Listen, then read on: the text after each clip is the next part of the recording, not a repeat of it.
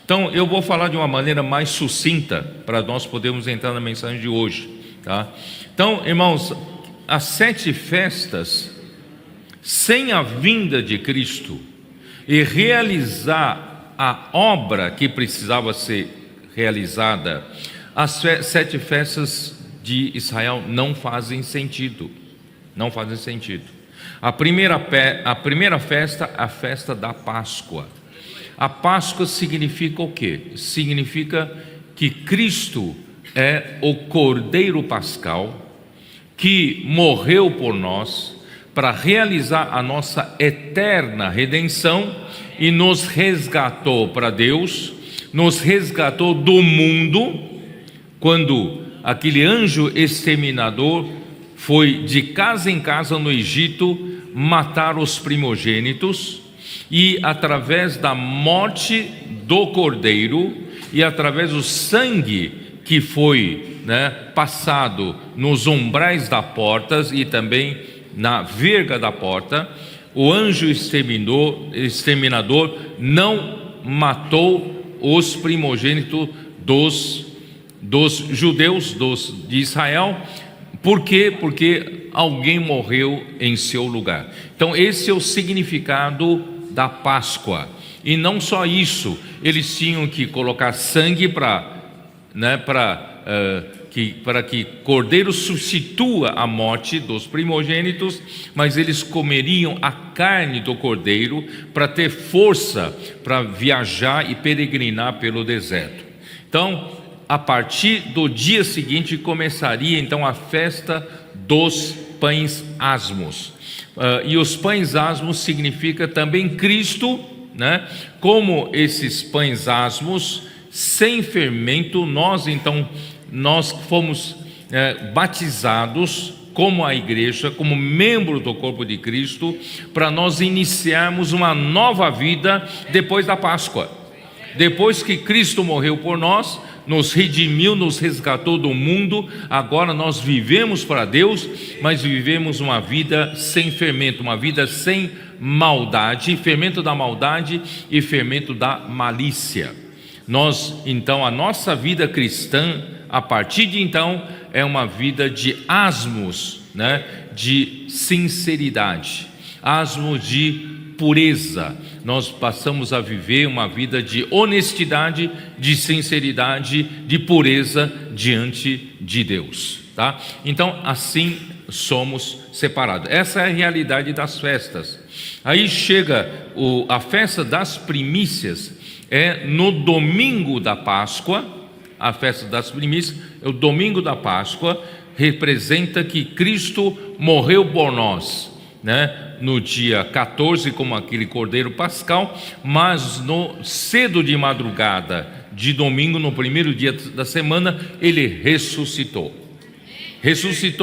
Ele então se tornou as primícias, sendo apresentada primeiramente para Deus Pai, Deus o Pai, Então ele é as primícias. Por isso que o sacerdote então pegaria as primícias e faria uma oferta movida. O que é oferta movida?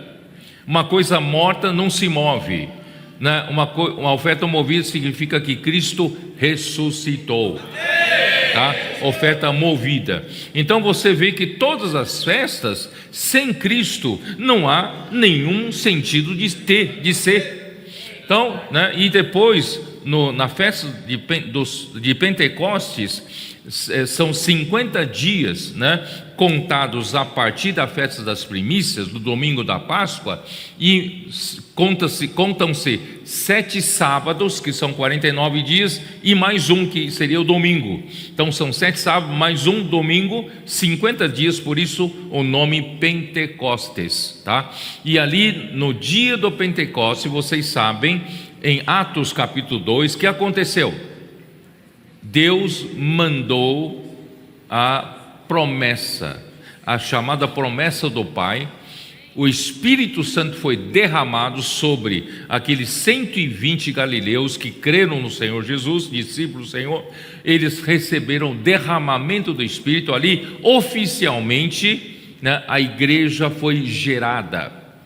Eles receberam batismo do Espírito Santo, batizando cada um deles para serem membros do corpo de Cristo. Por isso, queridos irmãos, nós, quando cremos em Jesus, nós não fomos arrolados para uma religião. Nós não fomos arrolados para sermos membros de uma instituição religiosa, humana, não. Nós fomos batizados para sermos membros vivos do corpo de Cristo, tá? Por isso, irmãos, como membro do corpo de Cristo, nós devemos funcionar. Nós devemos, cada um, executar a sua função para juntos edificarmos a casa do Senhor, que é a sua igreja, que é o corpo de Cristo. Então, o dia de Pentecostes, foi gerada a igreja. A partir de então, vocês se lembram que Jesus, em Mateus 28, versículo 18, 19 e 20, ele disse, depois da ressurreição, ele diz, apareceu aos discípulos e os recomendou, eu vou ler, vai, senão, Mateus 28, versículo 18, já depois da ressurreição, Jesus, aproximando-se, falou-lhes, dizendo: toda a autoridade me foi dada no céu e na terra. Eu já ressuscitei, eu já morri, Deus Pai me ressuscitou, e me entregou toda a autoridade sobre os céus e a terra. Aí então, essa autoridade, Deus então deu para a igreja que foi gerada, tá?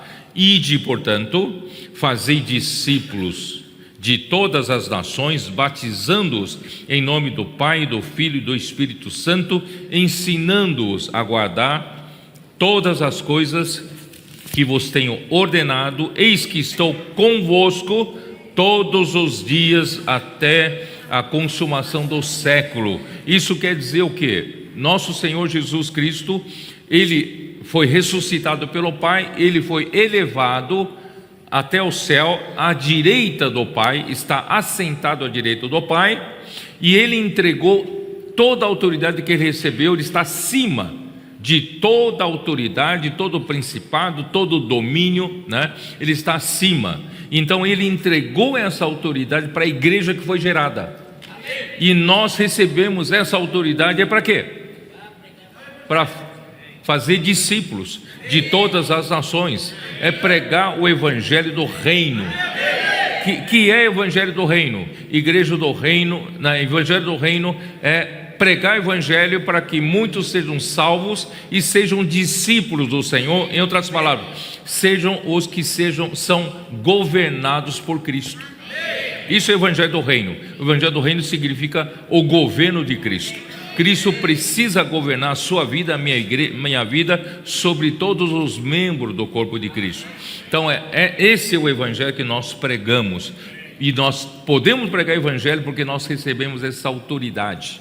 Nós temos essa autoridade que Cristo recebeu após a sua morte e ressurreição. E é muito interessante, de um lado Ele está sentado à destra de Deus, mas por outro lado Ele diz, prometeu estar conosco todos os dias até a consumação do século. Quer dizer, enquanto nós pregamos o evangelho, exercemos a sua autoridade para fazer discípulos de todas as nações, Ele está conosco. A sua presença está aqui. A sua presença está na sua própria palavra. Muito bem. Então, aí chega, então a igreja começa a atuar depois da festa do Pentecostes, é a era da igreja. E vocês sabem que quando começa a era da igreja, interrompe-se no intervalo a atuação, a história de Israel. E hoje a história da igreja dura 2000 anos. E a história de Israel foi interrompida por 2000 anos da dispersão. É um povo que está disperso. Mas quando a igreja conseguir terminar a sua missão, a sua responsabilidade, estamos já no finalzinho, irmãos, desses 2000 anos, finalzinho. Por isso, irmãos, até agora, o Senhor ainda não se viu concretizar tudo que a igreja tem que fazer. É por isso, irmãos, nesses últimos tempos, nós somos convocados, para cooperarmos com o Senhor, pregando o Evangelho, edificando a igreja e trazendo o reino de Deus aqui na terra, para poder, queridos irmãos, encerrar essa era.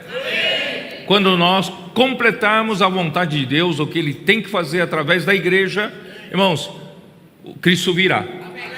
E quando Cristo voltar, primeira coisa que Ele vai fazer, né, Ele vai reunir todos os de Israel, os filhos de Israel, dispersos dos 4 cantos da terra.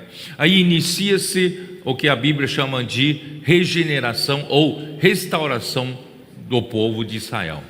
E os remanescentes vão conhecer o Senhor, eles vão prantear, eles vão chorar pelo tempo que rejeitaram o nosso Senhor Jesus, e eles vão invocar o nome do Senhor e eles serão salvos, né? E assim terminará esta era. Só que para isso há a festa das trombetas. A festa das trombetas é justamente quando Cristo voltar, ele vai se tocar as trombetas para convocar o povo de Israel para juntar no mesmo lugar.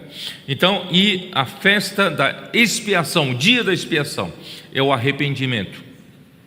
Eles serão chamados, se arrependerão, e a Bíblia fala, os remanescentes serão salvos.